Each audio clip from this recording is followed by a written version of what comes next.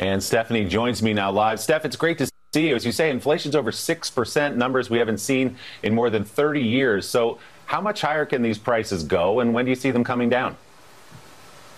Well, listen, Willie, nobody knows exactly when they're going down, but you have to put all this in perspective. This inflation is not in isolation, and the government predicted it was going to be a challenging recovery all tied to COVID. So it's why you see things like that expanded child tax credit. You've got the families of over 60 million kids on average getting $430 a month. For people on fixed incomes, older people on Social Security, they're getting those fixed payments adjusted next year up 5.9%. for inflation. And the dirty little secret here, Willie, while nobody likes to pay more, on average, we have the money to do so. Household savings hit a record high over the pandemic. We didn't really have anywhere to go out and spend.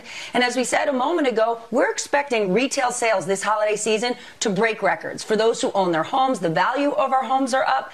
And while the stock market isn't the economy, you got over half of American households with some investment in the markets, and the markets have hit record highs. So we need to put all of this in perspective. This time last year, when you and I were talking, Willie, nobody had a vaccine. Now 200 million Americans do, and we're seeing this push of demand, and that's pushing up pricing. All right, Alexander. So that was an NBC and CNBC host. She's actually one of the financial wizards of the channel, Stephanie Ruhle, saying that the dirty little secret of people complaining about higher prices for food and fuel for their homes is that they can afford it just fine. So according to Ms. Ruhle, she says that people should have been saving during the pandemic. The stock market is at an all-time high.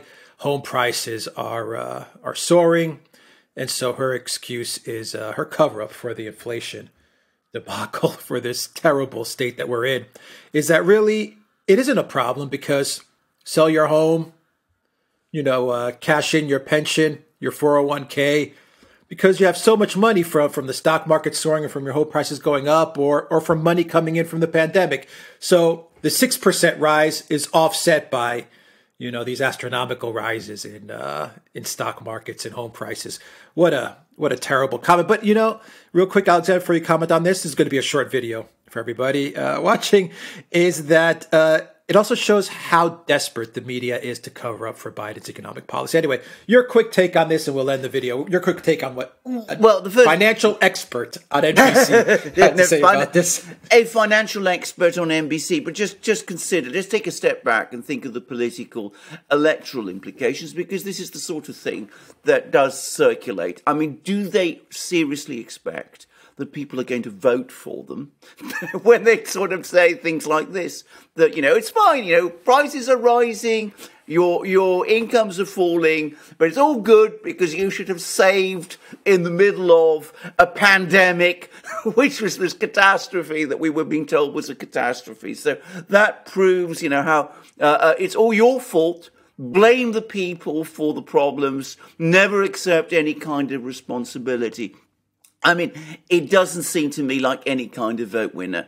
And to my mind, what it again shows is how profoundly and completely out of touch these people are with the lives of the vast majority of people who are, of course, having to pay these prices, and for whom the pandemic and the problems that arose with the pandemic was not something which, was an opportunity to save money. It was for most people, for businesses, for people who ran businesses, for those sort of people, for people who were, many of whom who were in employment as well, a time of great hardship. So, I mean, she converts a time of hardship into a time of prosperity.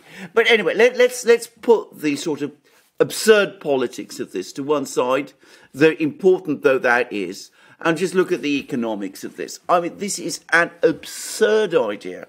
It is utterly foolish. The idea that rising prices and exploding inflation like the one we're getting, which of course is far worse than what the administration was predicting at the start of this year, that somehow is something that doesn't impact on people, that it doesn't impact on the economy. Again, it's trying to, as you said, massage this thing away, protect the administration, protect the president from the consequences of his own actions, blame the people for it.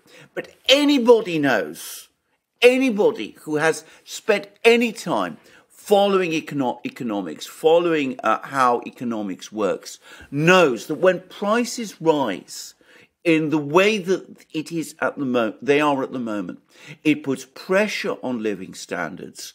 That in turn leads to upward pressure on wages. And the risk is that the rising price of wages will cause prices to spiral even more.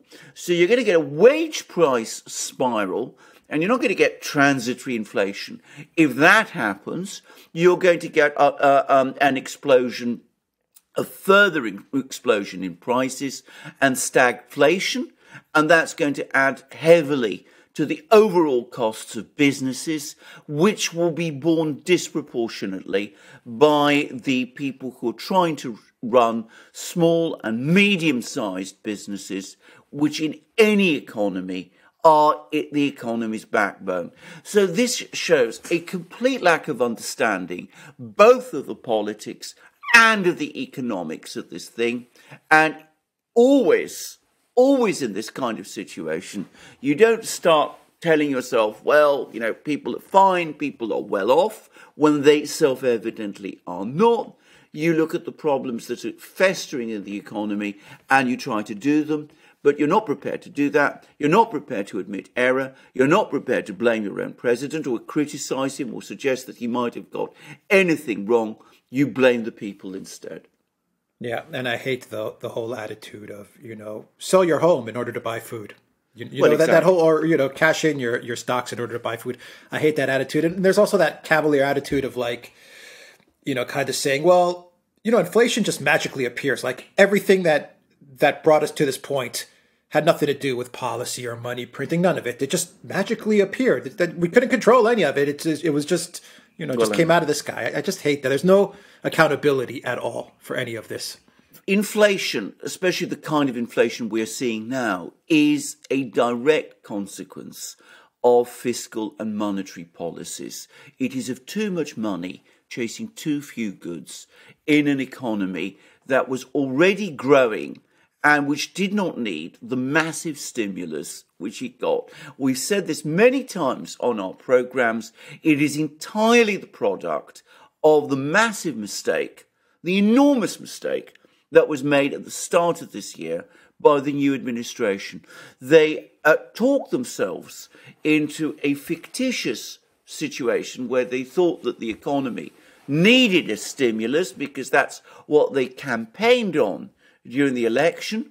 And of course, what they've now got instead is a situation where inflation is undermining, is eating away into the living standards of the American middle class and of the small and medium-sized businesses.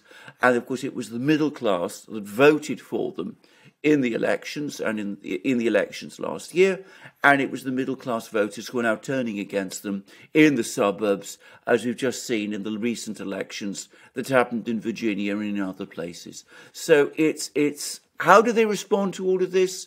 They respond with denials, they respond with arrogance, they respond by blaming the very people that they're hurting. Yeah. All right, we'll leave it there. TheDuran.locals.com. Take care, everybody.